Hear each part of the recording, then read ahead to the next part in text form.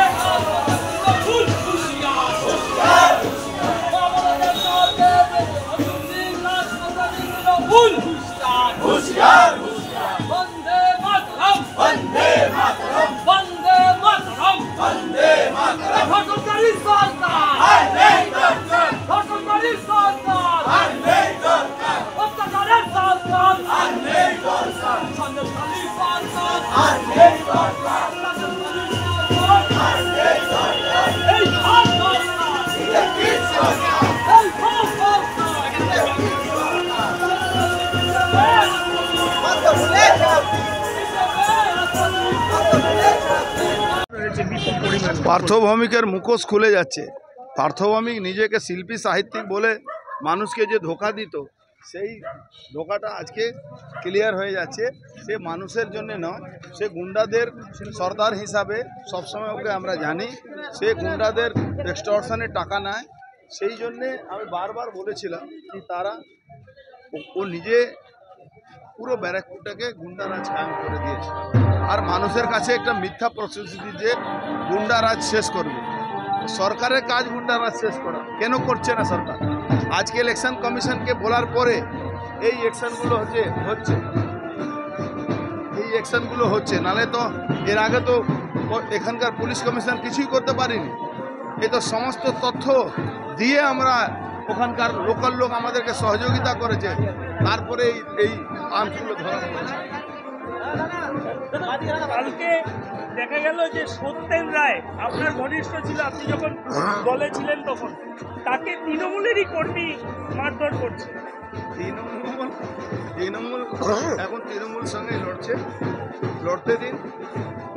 আমার সঙ্গে ভারতীয় জনতা পার্টির সঙ্গে লড়ার জন্য ওটা সময় লাগবে, আগে নিজের লড়েন। কিন্তু সত্যেনকে আমি বলবো ওই জায়গা ওর জায়গা না, ওই জায়গা লাত মেরে চলে আসুক, আমরা ওকে দলে সসম্মান দিয়ে রাখবো।